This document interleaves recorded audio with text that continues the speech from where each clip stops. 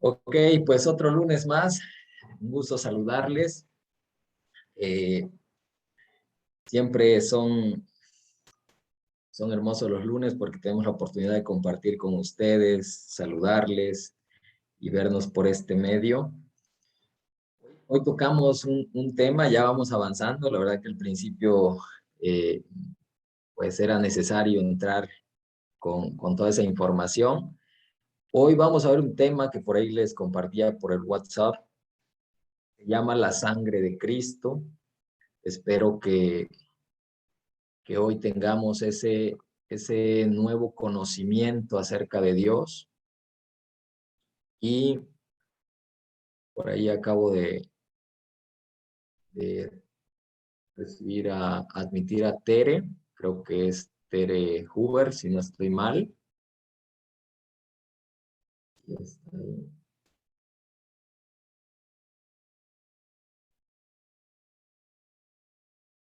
Está conectando apenas.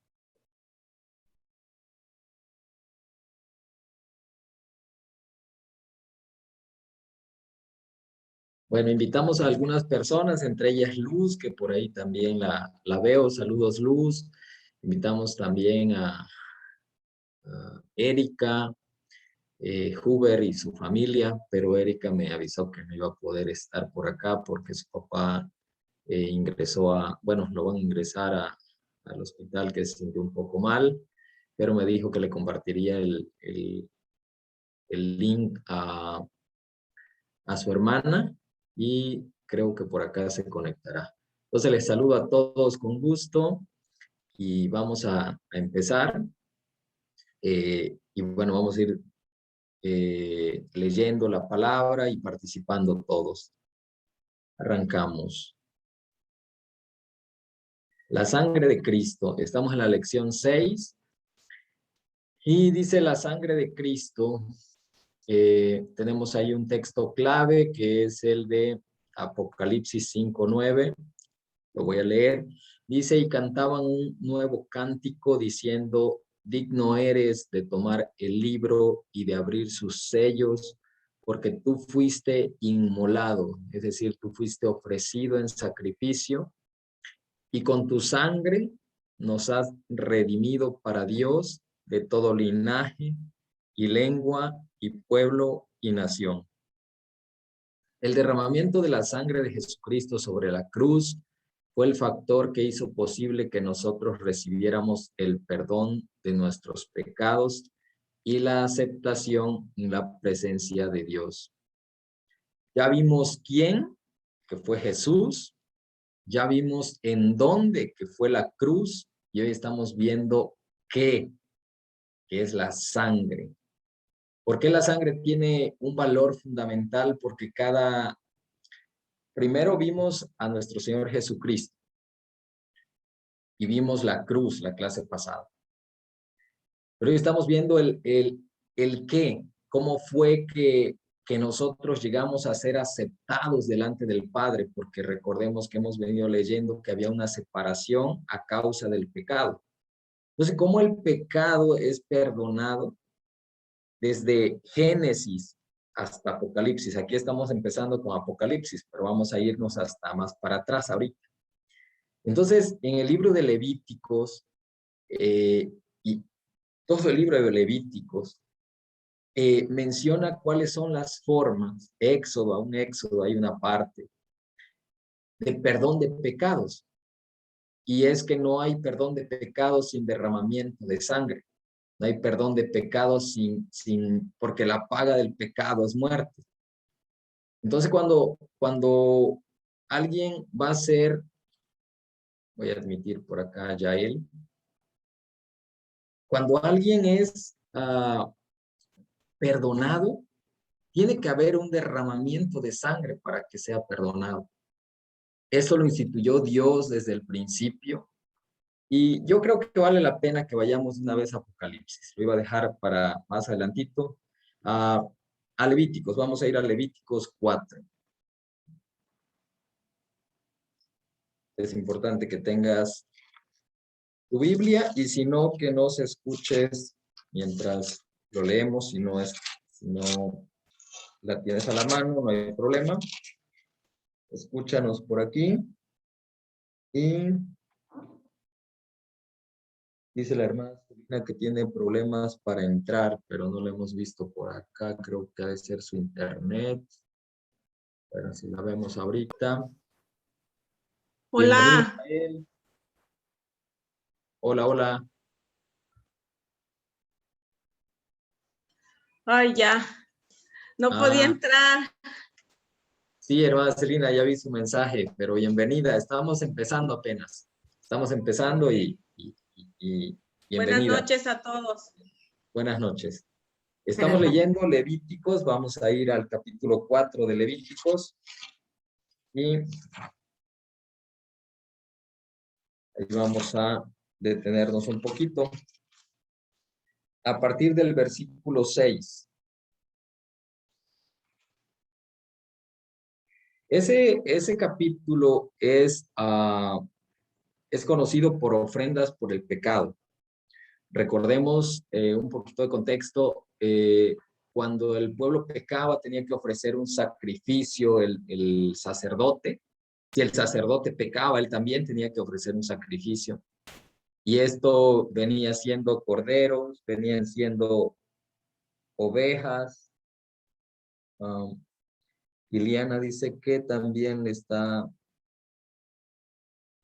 fallando el internet. Bueno, esperemos que se pueda conectar.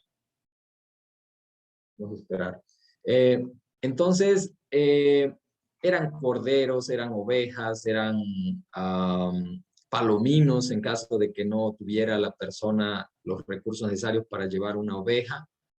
Podía llevar palominos y ofrecerlos en sacrificio. Y aquí a partir del versículo, bueno, a partir del 1, pero vamos a leer a partir del 6. Dice, y mojará el sacerdote su dedo en la sangre y rociará de aquella sangre 7 veces delante de Jehová. Eso está hablando del tabernáculo, ¿sí? En el tabernáculo había un altar del holocausto, que era donde se degollaba la víctima, y había también un altar del incienso, y estos dos juegan un papel importante aquí. Dice que ya una vez hubiera matado a la víctima en el altar del holocausto, esa sangre, el sacerdote metería su dedo y con esa sangre rociaría 7 veces delante de Jehová hacia el velo del santuario. ¿Y por qué delante de Jehová? Porque el pecado, la única manera de que era perdonado el pecado era a través de un sacrificio, de ofrecer una ofrenda que quitara el pecado. Había ofrendas de paz, ofrenda para quitar el pecado y tenían que ofrecerlo, ¿sí? Entonces, así era el modo como tenía que ser perdonado el pecado. Se degollaba a la víctima, con la sangre se rociaba. El sacerdote era el único que podía entrar y rociar esa sangre 7 veces delante de Jehová para que Jehová tuviera esa sangre como ofrenda y pudiera perdonar el pecado del pueblo o en este caso del sacerdote si es el que había cometido pecado, ¿sí? Dice el 7, y el sacerdote pondrá de esa sangre sobre los cuernos del altar del incienso aromático. Aquí ya vamos a la segunda parte. La primera que vimos que rociaría delante de Jehová hacia el velo del santuario, eso significa perdón, es para perdón de pecados, ¿sí? Aquí viene una segunda parte donde dice que el sacerdote pondrá de esa sangre sobre los cuernos del altar del incienso aromático que está en el tabernáculo de reunión, les decía del incienso, ¿sí? Este era otro altar, era el altar del incienso. Y en infinidad de versículos en la escritura nos menciona que el incienso también es conocido como oración, que nuestras oraciones suben como incienso. Entonces aquí esta parte se refiere a la oración. Ahora, tenemos la primera parte que es, no hay perdón de pecados sin sangre. Segunda, podemos orar, pero si no oramos reconociendo el sacrificio de nuestro Señor Jesucristo y el derramar de su sangre, no hay poder en esa oración. De entrada, no podemos nosotros presentarnos ante el Padre a orar si no es porque estamos limpiados por la sangre de su Hijo. Si Él no nos viera revestidos, si Él no nos viera como nueva criatura, si Él no estuviera satisfecho de la ofrenda que se ofreció, nosotros no seríamos perdonados y por lo tanto no podríamos nosotros tener la posibilidad ni siquiera de dirigirnos al Padre. Y aquí está representado eso desde Levíticos, en el Antiguo Testamento, lo que posteriormente sería ya un sacrificio perfecto, como dice la Escritura en el Nuevo Testamento. Aquí vemos solo una figura de cómo se podía limpiar el pecado, pero la Escritura mismo dice que de tiempo en tiempo tenía que el sacerdote ofrecer sacrificios. Y era de continuo ofrecer sacrificio, continuo por el perdón de pecados. Otra vez el pecado venía y otra vez había que ofrecer sacrificio. Eso era en el Antiguo Testamento. Dice, continuamos y dice, y echará el resto de la sangre del becerro al pie del altar del holocausto, que está a la puerta del tabernáculo de reunión. ¿Sí? Y tomará del becerro para la expiación toda la grosura, la que cubre los intestinos y la que está sobre las entrañas. Nos empieza a decir todo lo que se tenía que hacer en sí para que fuera aceptada esa ofrenda. ¿Sí? Entonces, vemos un derramamiento de sangre desde esa época para que hubiera perdón de pecados.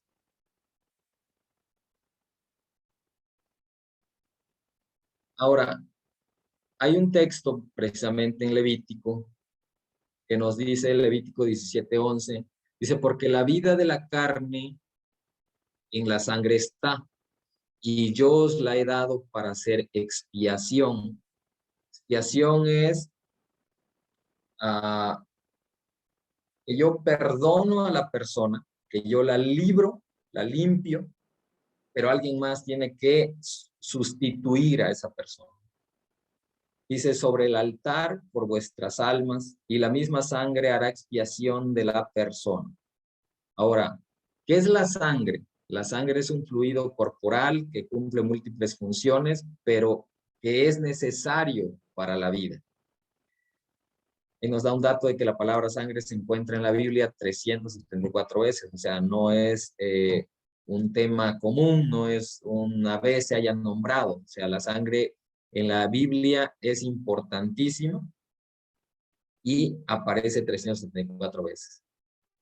También Jesús pagó el precio de nosotros con su propia sangre al morir en la cruz y nos compró y nos dio vida nueva y eterna. Eso es lo que tenemos que descubrir en esta clase. ¿Cómo fue posible que la sangre de Jesús, por qué tuvo que morir Jesucristo para que nosotros fuésemos perdonados? ¿Sí? ¿Cómo es que nos limpió esa sangre? Bueno, aquí hay un pensamiento, una anécdota de Sproul, que fue un teólogo reformado, un cristiano. Dice, hace tiempo una persona me dijo que no creía en Dios porque consideraba ridículo creer en un Dios que exija sacrificio de sangre para la reconciliación con la humanidad. Él preguntaba qué clase de Dios puede ser tan vengativo como para exigir algo así. Yo le respondí, un Dios justo. La justicia está relacionada muy de cerca con la rectitud y la bondad. Muchos opinan que un Dios bueno no impondría castigo por el pecado, pero en realidad es al contrario. La expiación ilustra dramáticamente la bondad de Dios. En otras palabras, ¿qué es lo que pasa aquí?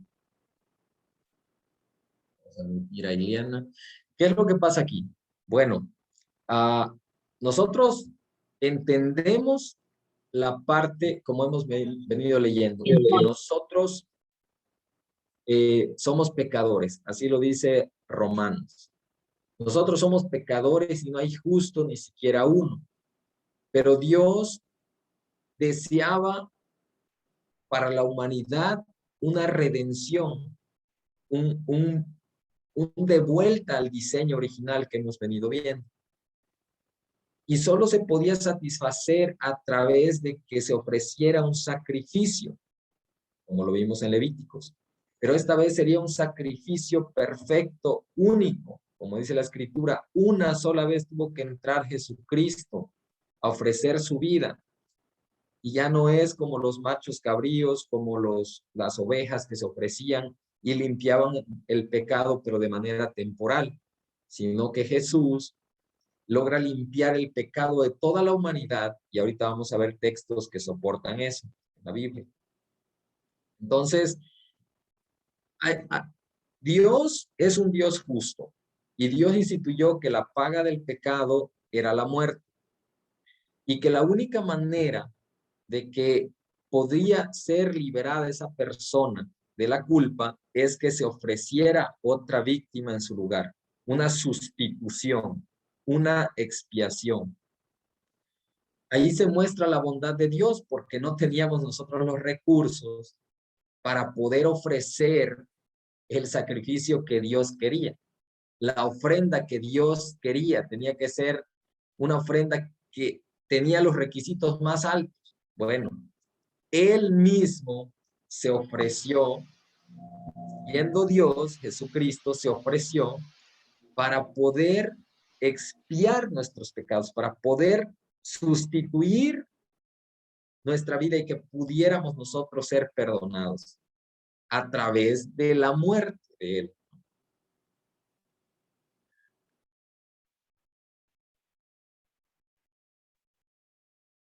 Ahora, ¿por qué nos tenía que perdonar de nuestros pecados?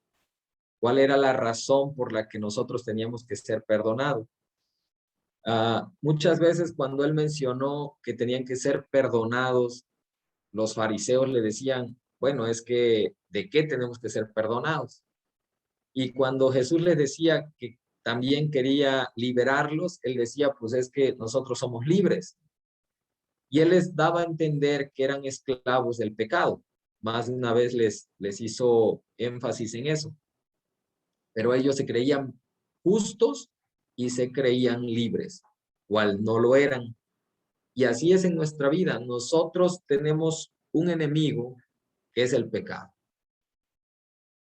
Y ese pecado nos separa del plan de Dios y nos separa de Dios mismo. Entonces, dice Isaías 59:2, pero vuestras iniquidades han hecho división entre vosotros y vuestro Dios, y vuestros pecados han hecho ocultar de vosotros su rostro para no oír.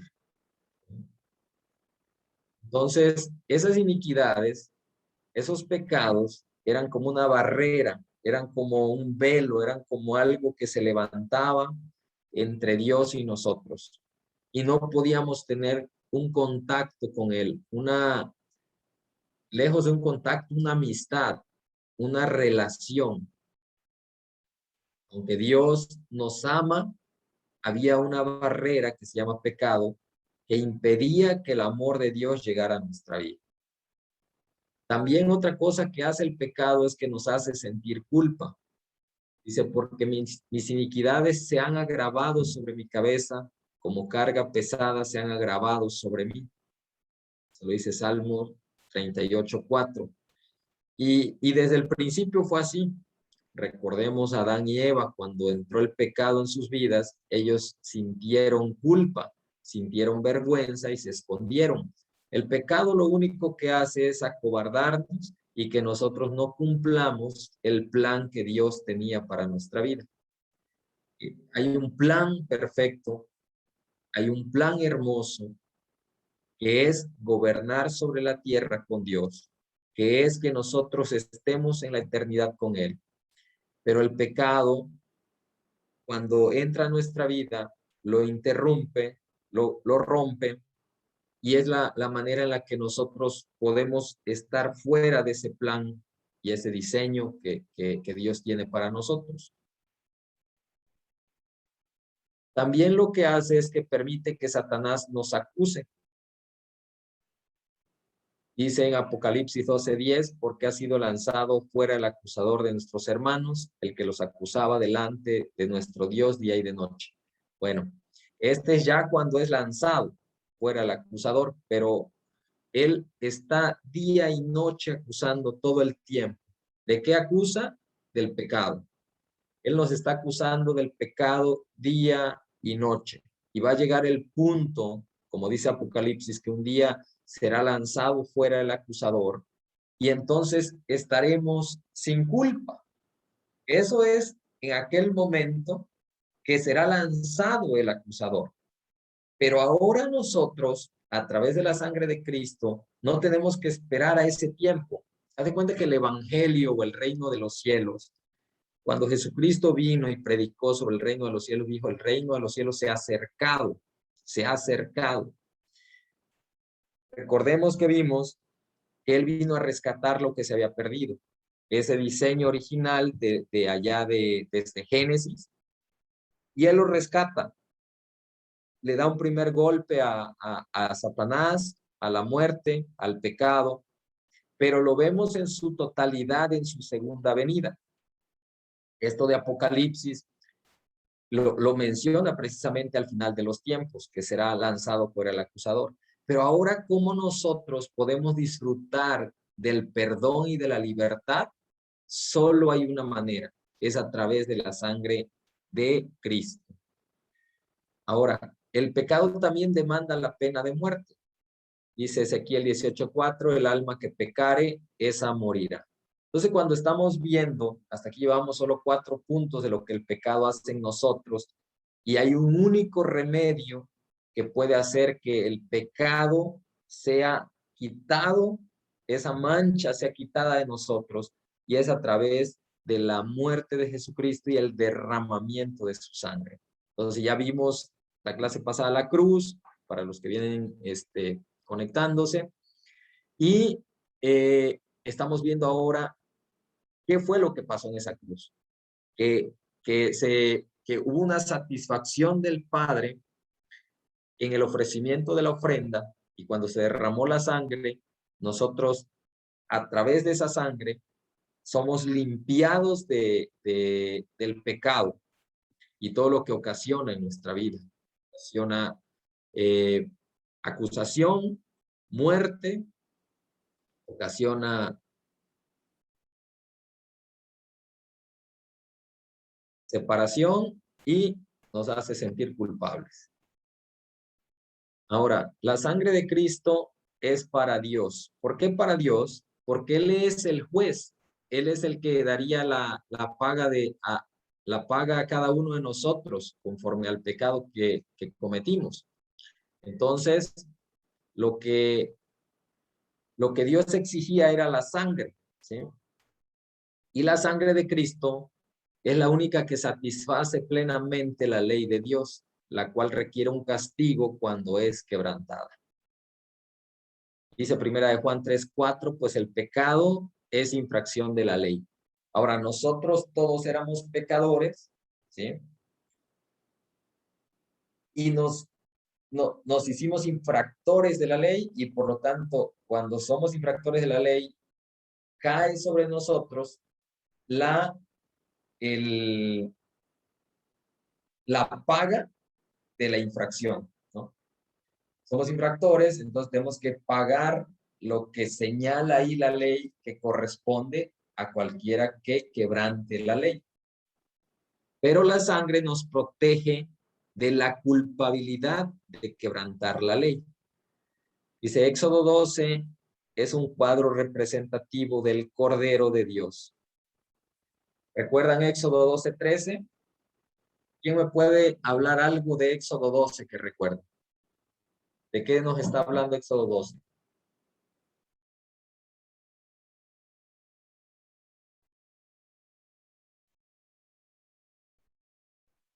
O vamos a Éxodo 12. Pero nos está hablando de la Pascua. Está hablando de la Pascua.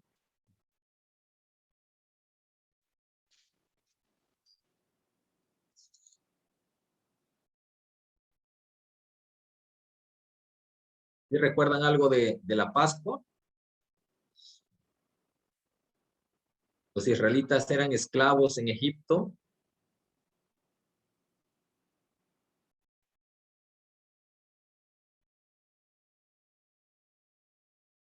Y entonces Dios les mandó a Moisés para que los liberara. Y dentro de esa libertad que les iba a dar, él sabía que Faraón iba a no dejar querer ir al pueblo. Y entonces él tenía preparado las plagas, 10 plagas, para que por boca de Moisés empezaran a ejecutarse. Y una de esas plagas, la última, fue la muerte de los primogénitos. Pero Dios, antes de enviar al ángel destructor a quien iba a dar muerte a los primogénitos de Egipto, les dijo que solo había una manera en que pasara el ángel y ellos no fueran destruidos, ¿sí? Todo Éxodo 12 lo menciona, lo que estoy contando. Entonces les dijo, bueno, van a ofrecer un cordero que también era una representación de Jesucristo. Recordemos que Él es el Cordero de Dios. Así lo describió Juan el Bautista cuando lo vio y lo bautizó y dijo, he aquí el Cordero de Dios que quita el pecado del mundo. Él era la representación. Entonces, en ese momento, los israelitas mataron al cordero y si era muy poquita la familia, les dio instrucciones de que se juntaran con otra familia, iban a degollar al cordero y la sangre la iban a colocar en los dinteles de la puerta. De esa manera, cuando el ángel pasara destruyendo a los primogénitos, no los iba a tocar. Y ahí es donde se menciona esta parte donde dice, veré la sangre y pasaré de vosotros. O sea, la sangre es la única que nos puede librar del juicio de Dios. Es la única que puede perdonarnos del pecado y que nos justifica delante de Dios. ¿Cómo nosotros podemos presentarnos delante del Padre y orar y alabar y adorar? No hay ninguna otra forma si no es a través de la limpieza que nos da la sangre de su Hijo. Y no es que la sangre agarre y te bañes en la sangre, sino es una manera de que Dios fue satisfecho en los requerimientos para perdonar a la persona.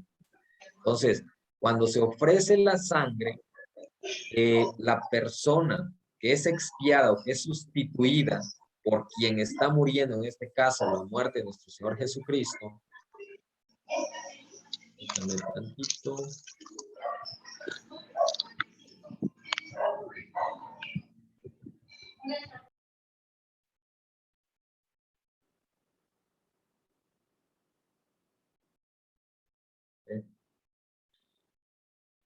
En este caso, la muerte de nuestro Señor Jesucristo es la que nos quita de ese juicio que iba a venir sobre quien infringiera la ley y nos hace aceptos.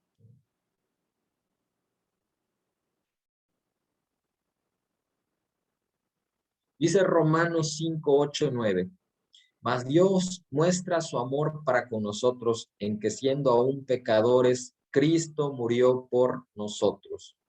Pues mucho más estando ya justificados en su sangre, que es la clave. La justificación, sí, vino por Jesucristo, vino por la cruz y vino por la sangre. Entonces, aquí nos está diciendo, si Jesucristo, en otras palabras, si Jesucristo no hubiera derramado su sangre, por eso es que cuando se encuentra estas dos personas que iban camino a Emaús, iban tristes, porque dice, es que no comprendemos por qué si estábamos tan bien con Cristo, por qué tuvo que morir, No entendemos esa parte. Y yo creo que hasta la fecha habrá muchas personas que se preguntan, ¿y por qué no se quedó de una vez? ¿Y por qué tuvo que morir? ¿Sí? ¿Por qué no se quedó aquí en la tierra? Y ya, o sea, ya hubiera terminado con todo. Pero tenía que haber un sacrificio por el pecado. O sea, Él lo instituyó desde el principio y había que alguien morir justo, perfecto, sin mancha, sin defecto, y no había manera. En eso se muestra el amor de Dios. No había otra forma, no había quien pudiera ocupar ese lugar, solo Dios, solo Cristo. Y Él se ofrece para morir, para derramar su sangre, solo para que nosotros fuésemos justificados. Y dice, pues mucho más, estando ya justificados en su sangre, por Él, por Cristo, por su sangre, seremos salvos de la ira. Y ahí, si estás tomando nota, esta es una pieza importantísima. Dios nos muestra su amor, derrama su sangre, somos justificados y ahí dice el apóstol Pablo a los romanos, mucho más, si ya fuimos justificados. ¿Por qué dice mucho más? Pues ya éramos pecadores, éramos pecadores.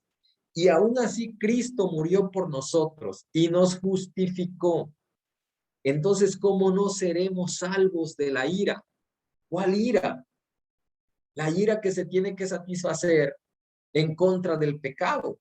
Y no es que Dios ame destruir al ser humano, pero Él ama que sea santificado y dio los medios para que esa persona, para que tú y yo seamos justificados, seamos santificados.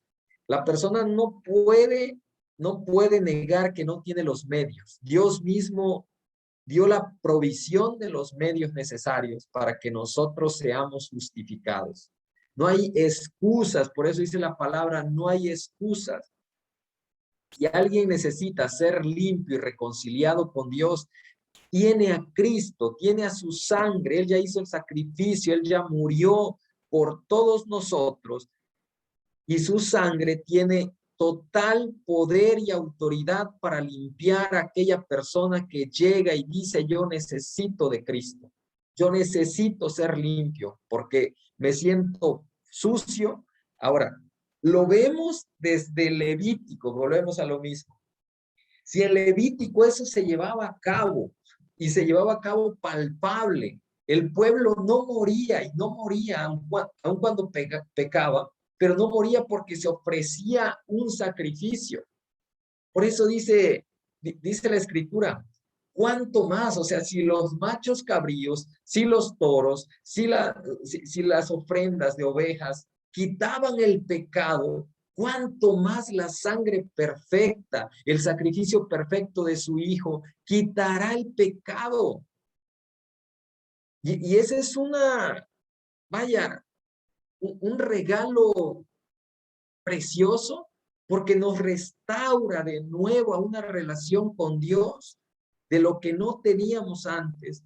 Dios estaba airado a causa del pecado, no con nosotros, a causa del pecado que había en nosotros. Y la única forma era satisfacer esa demanda. Morir, y alguien murió, que fue Jesucristo, y dio su vida por nosotros. También somos redimidos, fuimos comprados, dice Efesios 1:7, en quien tenemos redención, se compra por su sangre, el perdón de pecados según las riquezas de su gracia. Ahora, ¿cómo somos perdonados? ¿Cómo somos perdonados? Cuando aceptamos el sacrificio de nuestro Señor Jesucristo. Es la manera en la que somos perdonados. Nosotros aceptamos con sinceridad, con humildad, le decimos a Dios, he fallado, soy un pecador y quiero arrepentirme. Esa fue la manera cuando Jesús estuvo en la tierra, no hubo otra manera. Quien creía en él era perdonado. Recordemos infinidad de veces cuando se enfrentó a los fariseos y le dijeron, ¿quién eres tú para perdonar pecados? Le dijo, bueno, ¿qué es más fácil decirle al paralítico, levántate, toma tu lecho y anda? O decirle, tus pecados son perdonados. Ninguna de las dos era sencillo. O sea, tal vez, no sé qué hubieras pensado tú, pero ninguna de las dos era sencillo porque una se tenía que mostrar, una tenía que ser una manifestación natural, que era la de levantarse a un paralítico que había estado ahí durante muchos años. Y la otra no se veía, pero se iba a empezar a notar. Cuando una persona es perdonada, nunca más camina igual, nunca más su vida va a ser la misma. No es igual una persona que vive condenada a una persona que ha sido liberada. Y es en Jesús que nosotros podemos ser redimidos, que podemos ser perdonados de los pecados. ¿De cuáles pecados? De todos los que has hecho, de todos los que hiciste hoy y de todos los que harás. Si nosotros tan solo corremos a la gracia, al regalo que Dios nos da y que lo encontramos en Jesucristo, nosotros podemos ser redimidos, nosotros podemos ser comprados. Perdón, Silvia, no había visto que habías levantado la mano. Bueno, eso me dijo mi esposa. Si tienes un comentario, una pregunta, adelante. Es que tengo duda, más que nada, a lo que se refiere la parte donde dice, según las riquezas de su gracia. Claro Ahí que me sí. queda, claro. Claro que sí. Qué importante que lo tocaste. Nosotros no podemos acceder a ese perdón por nuestros propios méritos. La gracia es un regalo. La gracia es algo que no necesitas comprarlo, porque no tendrías manera de comprarlo. O Por sea, es eso algo dice que es, inmerecido. Algo ¿perdón? inmerecido. Es algo inmerecido. Algo que no, exacto, que no podemos acceder por nuestras obras, que no podemos adquirirlo de ninguna manera. Es Dios mismo ofreciéndotelo.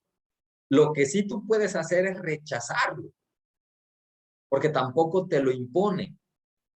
Pero ahí es donde se cumple esta verdad, donde dice Juan 3:16, ¿no? Que es para todo el mundo.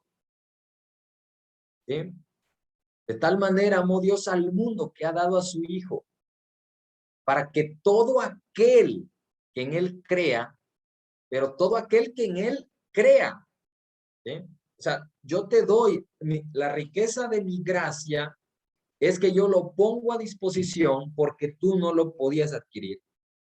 Y yo te muestro mi amor haciendo un acto que te lleva al perdón y te lo doy para que tú lo puedas recibir sin merecerlo, sin que lo puedas comprar, sin que tengas todos los atributos para que yo te lo dé.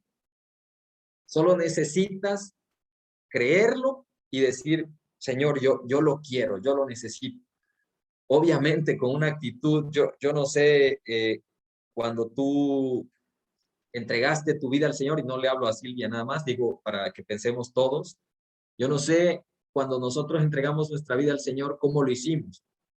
Pero yo recuerdo cuando fui reconciliado con Dios, que yo llegué llorando, yo llegué clamando por un perdón, porque me sentía realmente sucio y me sentía realmente mal en lo interior. Por fuera me veía normal, por fuera en el día, pues era una persona normal, trabajaba y hacía mi vida y todo parecía bien.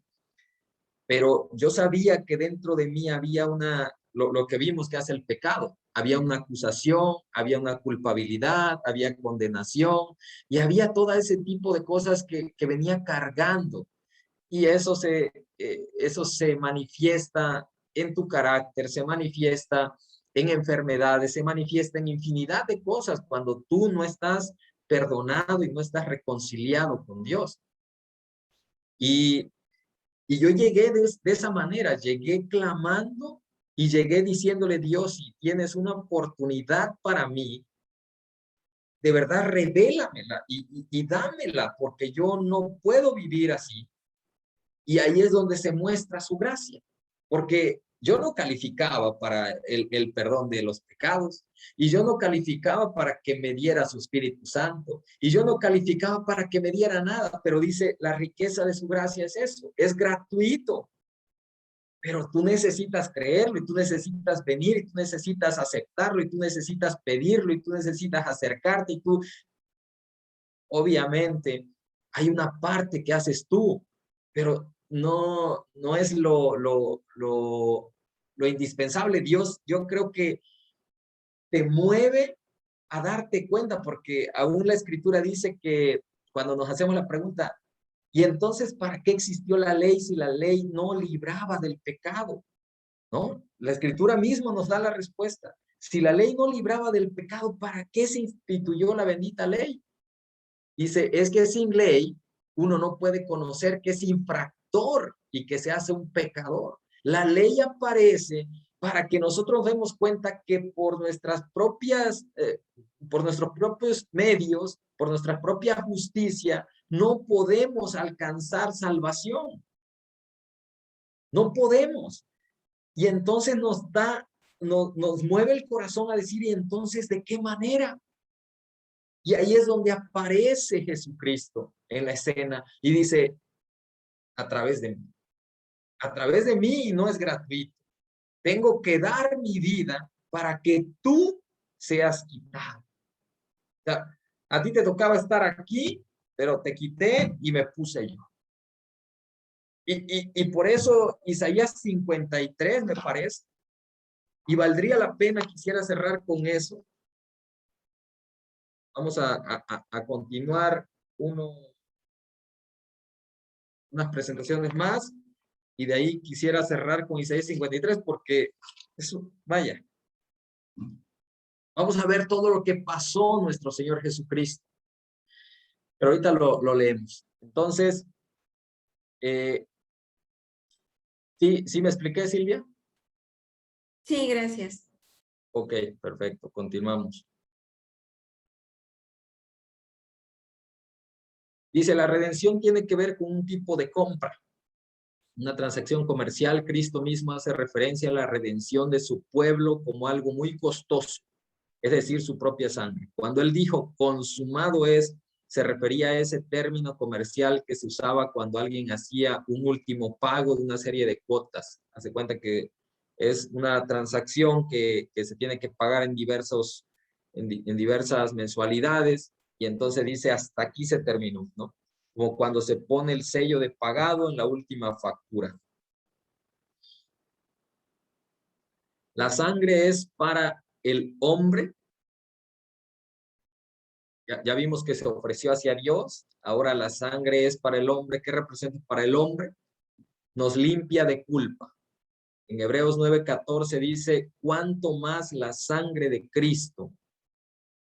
Y hace esa relación a lo de los toros, las ovejas, lo que les decía, que eso limpiaba el pecado de manera temporal. Entonces aquí está diciendo el autor a los hebreos, si eso era capaz de limpiar el pecado de manera temporal, cuánto más la sangre de Cristo, Dios mismo, justo, sin mancha, sin culpa, el cual mediante el Espíritu Eterno se ofreció a sí mismo sin mancha a Dios, limpiará vuestras conciencias de obras muertas para que sirváis al Dios vivo.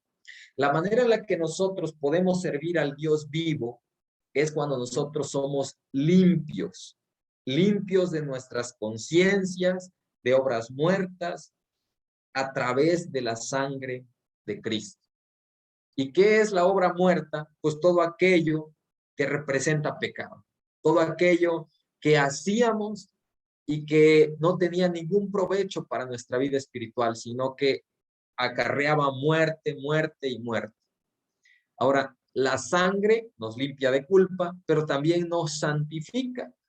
Dice Hebreos 13:12, por lo cual también Jesús, para santificar al pueblo mediante su propia sangre, padeció fuera de la puerta.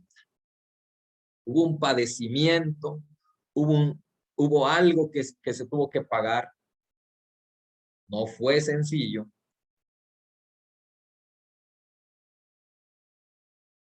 También nos acerca a Dios. Colosenses 1:20 dice, y por medio de él reconciliar consigo todas las cosas. Una reconciliación. Así las que están en la tierra como las que están en los cielos. Es decir, el Padre estando en los cielos y nosotros estando en la tierra, hubo una reconciliación y hubo una paz, pero esa paz también se logró mediante la sangre de su cruz. Como cuando dos naciones están en guerra y tiene que haber un pacto de reconciliación para que haya paz. Y tal vez el intermediario tiene que ofrecer ciertas cosas para las dos partes. Pero en esta ocasión nosotros no teníamos ninguna parte que dar porque no había nada de belleza en nosotros. Pero había alguien bello, había alguien que sí podía y ese decidió hacer. También nos da la confianza para entrar a la presencia de Dios. Así que, hermanos, teniendo libertad, ya vimos lo que hace el pecado, ahora estamos viendo lo que hace la sangre en nosotros. ¿Sí? Ya vimos que el pecado nos aleja de Dios, la sangre nos acerca. Ya vimos que el pecado nos hace avergonzarnos de nuestra condición, pero ya estamos viendo que la sangre nos da confianza. Y se nos da confianza para entrar a la presencia de Dios. Así que, hermanos, teniendo libertad para entrar en el lugar santísimo, y aquí hay un punto importante de lo que leíamos en Levítico, que el sacerdote entraba, degollaba a la víctima, toda la sangre se esparcía en ese lugar, y él tenía que tomar con un dedo y rociar delante de Jehová hacia donde estaba la presencia de Dios, donde estaban las cortinas. Pero también tenía que agarrar la sangre y a los cuernos untarle la sangre. El cuerno era donde se ofrecía el incienso. Ahí había un altar con 4 cuernos, que los cuernos representaban poder. Bueno, en la Biblia representan poder. Cuando leas y veas cuernos, representan poder. Había 4 cuernos y ahí había una plancha donde se ofrecía el incienso, aroma agradable a Dios, que ahora ese aroma agradable a Dios son las oraciones de los santos, dice la palabra. Entonces, aquí lo que está representando desde Levíticos es que para que el sacerdote pudiera entrar, sacerdotes, ahora en este tiempo somos tú y yo, porque Dios nos ha constituido sacerdotes, reyes y sacerdotes, para Dios su Padre, pero en Levíticos el sacerdote entraba, pero no entraba solo, entraba con la víctima, porque si entraba sin nada, ahí quedaba, moría. Tenía que entrar con la víctima y al degollarlo, la sangre tenía que ser esparcido. ¿Sabes cuál era el secreto o la manera, la razón por la que el sacerdote que entraba no moría ahí dentro, en la presencia de Dios? Era por la sangre. Por eso la sangre tenía que ser esparcida, por eso la sangre tenía que ser puesta en el altar del incienso, para que el clamor y la solicitud que el sacerdote hacía por los pecados del pueblo fuera aceptado. Entonces eso nos deja ver claro que sin sangre no podemos entrar a la presencia de Dios. Sin sangre no podemos dirigir las oraciones a Dios. Sin sangre no tenemos chance de nada. Así que, hermanos, dice, teniendo libertad para entrar en el lugar santísimo por la sangre de Jesucristo, la manera que podemos nosotros entrar hasta el lugar santísimo, hasta la presencia de Dios, es cuando tenemos sangre en nosotros, la sangre de Jesucristo. Cuando hemos aceptado su sacrificio, cuando hemos dicho, Cristo vive en mí, porque si tú no vives en mí, yo sigo siendo un pecador. Dice, en plena certidumbre de fe y purificados. Qué tremendo.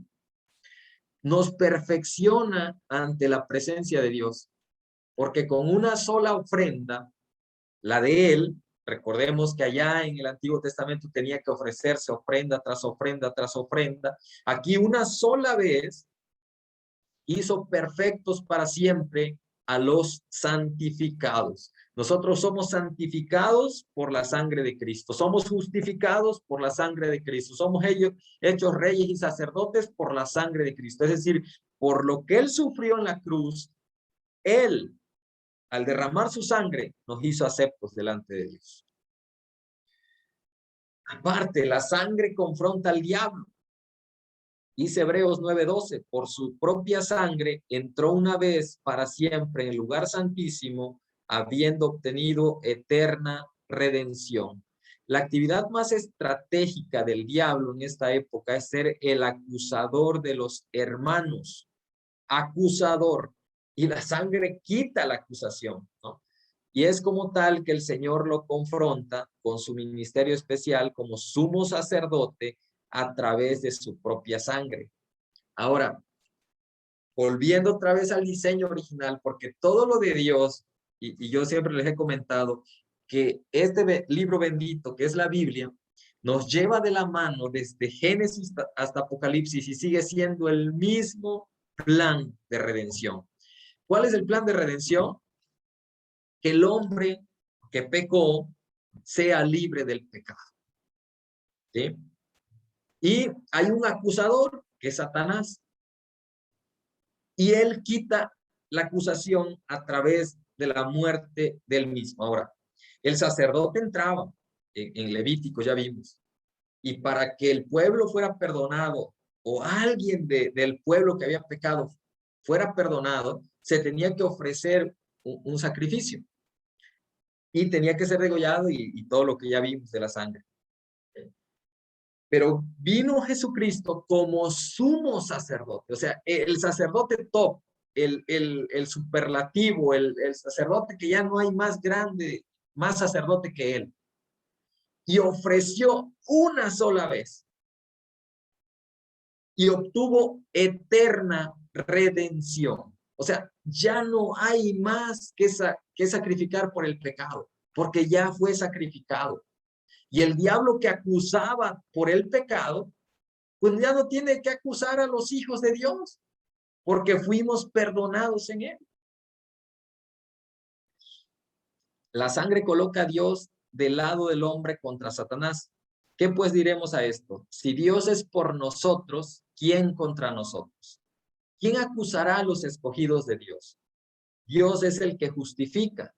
¿Quién es el que condenará? Cristo es el que murió, mas aún el que también resucitó, el que además está a la diestra de Dios, el que también intercede por nosotros.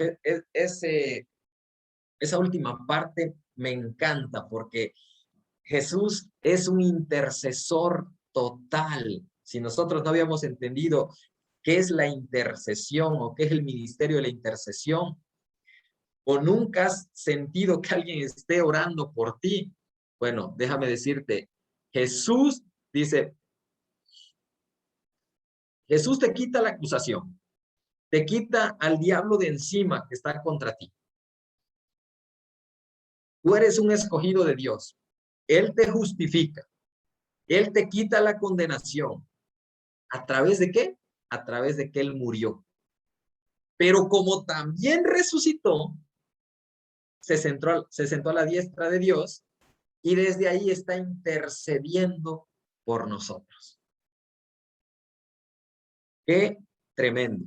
Que tengamos a Jesús como intercesor delante del Padre. Por eso la Biblia también dice que Él es nuestro abogado. O sea, Satanás acusa, el Padre es juez, pero el Hijo se presenta y le dice, Padre, yo di mi vida por él. Yo di mi vida por ello. Yo di mi vida por esta nación. Y ellos creen en mí. Por eso cuando vemos Juan 17, habla de creer.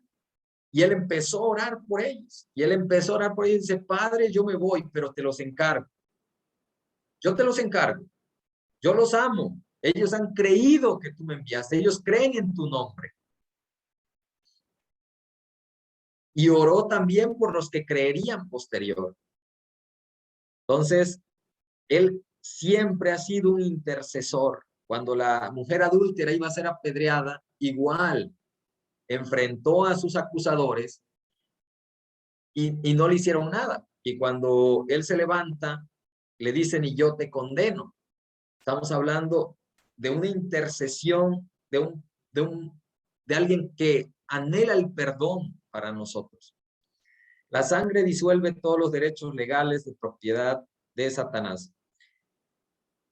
En Jesucristo tenemos redención por su sangre, el perdón de pecados, dice Colosenses 1:14. La iglesia del Señor, la cual él ganó por su propia sangre, como dice Hechos 20:28.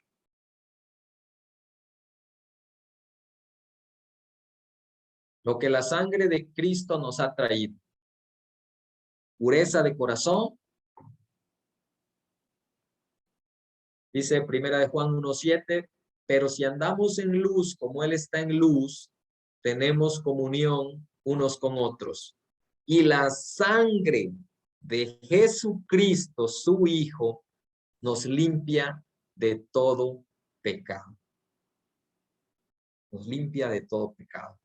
Si aún hay alguna raíz por ahí de pecado en ti, que te hace vivir todas las cosas que hemos visto que hace el pecado: separación, falta de aceptación, condenación.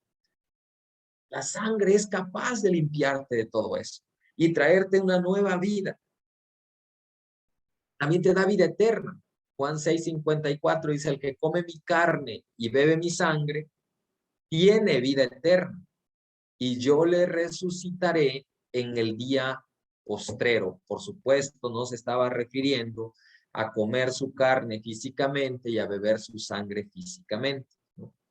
Es un sentido de recibir el sacrificio que él hizo. Y cuando nosotros recibimos ese sacrificio, tenemos vida eterna. Nos acerca a Dios, pero ahora en Cristo Jesús, vosotros que en otro tiempo estabais lejos, habéis sido hechos cercanos por la sangre de Cristo. Qué hermoso que haya una manera de acercarnos a Dios. Y si nosotros entendiéramos quién es Dios, anhelaríamos estar todos los días cerca de Él y decir: oye, si nada me impide, si antes yo estaba separado, es como, no sé, pensar en un matrimonio, que las dos personas se aman. Y hablo de matrimonio porque es lo más cercano que Cristo también usó y que la Escritura lo menciona muchas veces. El amor del esposo hacia la esposa es como el de Cristo a la iglesia. Pero que el esposo esté alejado de la esposa que ama por X razón, por trabajo, porque fue llevado a la cárcel, porque está en un hospital, y de repente estaba lejos, pero llegó el momento en que se concluyó ese tiempo de estar lejos. Y entonces es hecho cercano nuevamente a su familia, a su esposa, a sus hijos. Yo no creo que esa persona llegue y diga: pues estoy indiferente, pues tuve mucho tiempo sin ustedes, pero pues, sí, los extrañé ahí poquito. Yo creo que llega, los abraza, los besa y agradece la oportunidad de volverse a reencontrar y reincorporar con su familia. Y nosotros tenemos ese acercamiento a Dios. Estábamos hechos lejanos y ahora somos cercanos por la sangre de Cristo. John Guest, un evangelista predicando, formuló esta pregunta: si al venir Jesús a este mundo solo hubiera rascado la punta de su dedo en un clavo para que se derramara solo un par de gotas de su sangre, ¿habría sido suficiente para redimirnos? Si somos salvos por la sangre de Cristo, ¿no sería eso suficiente?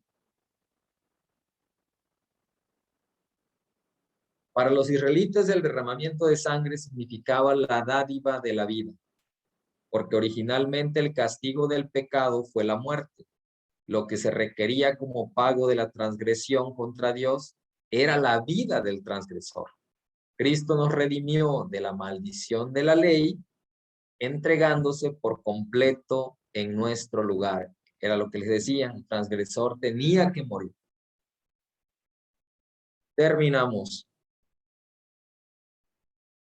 Perdón que me fui rápido, pero necesitamos terminar. Ok, me gustaría leer rapidito así el Isaías 53 y que ya tú lo leas en tu casa posterior, pero sí unos versículos de esto, que les prometo, no sé, menos de 5 minutos y terminamos.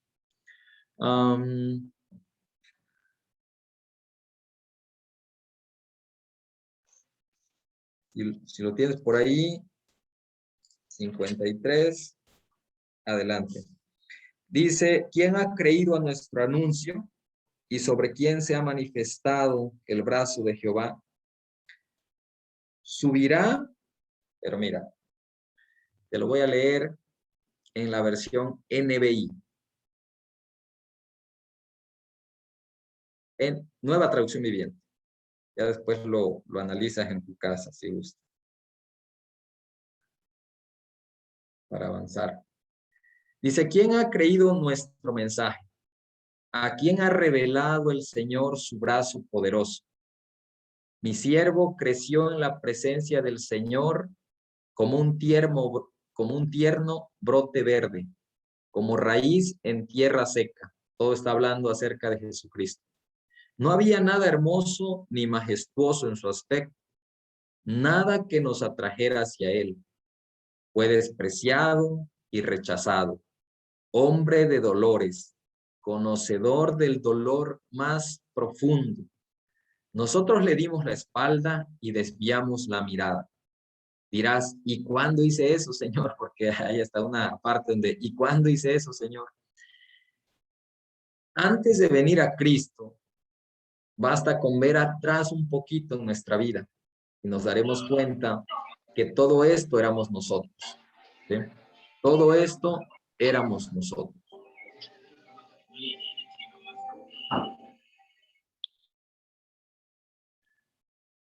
Nosotros le dimos la espalda, desviamos la mirada, fue despreciado y no nos importó. Sin embargo, fueron nuestras debilidades las que él cargó. Fueron nuestros dolores los que lo agobiaron. Y pensamos que sus dificultades eran un castigo de Dios, un castigo por sus propios pecados. Muchos lo pensaron así. Pero él fue traspasado por nuestras rebeliones y aplastado por nuestros pecados. Fue golpeado para que nosotros estuviéramos en paz. Fue azotado para que pudiéramos ser sanados. Todos nosotros nos hemos extraviado como ovejas. Hemos dejado los caminos de Dios para seguir los nuestros. Sin embargo, el Señor puso sobre él los pecados de todos nosotros. Fue oprimido y tratado con crueldad. Sin embargo, no dijo ni una sola palabra. Como cordero fue llevado al matadero y como oveja en silencio ante sus trasquiladores. No abrió su boca. Al ser condenado injustamente, se lo llevaron. A nadie le importó que muriera sin descendientes, ni que le quitaran la vida a mitad de camino. Pero lo hirieron de muerte por la rebelión de mi pueblo. Él no había hecho nada malo y jamás había engañado a nadie, pero fue enterrado como un criminal. Fue puesto en la tumba de un hombre rico. Formaba parte del buen plan del Señor aplastarlo y causarle dolor. Sin embargo, cuando su vida sea entregada en ofrenda por el pecado, tendrá muchos descendientes. ¿Dónde están esos descendientes? Somos nosotros. Tendrá muchos descendientes. Disfrutará de una larga vida y en sus manos el buen plan del Señor prosperará. Cuando vea todo lo que se logró mediante su angustia, quedará satisfecho. Ahí te lo voy a dejar. Cuando vea todo lo que se logró mediante su angustia, quedará satisfecho. Cuando Él te ve, hermano, hermana, hay una sonrisa en su rostro. Él está satisfecho de haber dado su vida por ti y por mí, porque de esa manera nos hizo aceptos ante Dios. De esa manera va a estar con nosotros y nosotros con Él todos los días de nuestra vida. Él está viendo allá en el horizonte, allá donde vamos a terminar. Por eso dice que por el gozo puesto delante de Él, sufrió la cruz. Seguramente Él está pensando en nosotros en la eternidad. Él está pensando en todo lo que vamos a vivir cuando estemos con Él. Y Él está diciendo, valió la pena dar mi vida por Celina, por Silvia, por Luz, por Iker, por Santi, por Iliana, por Carla, por Lupita, por Chucho Manzanilla, por todos nosotros, por mí, por tus hijos. Él nos ve de esa manera. Así que con esto estamos concluyendo. Espero haya sido de mucha bendición este tema. Voy a parar la grabación.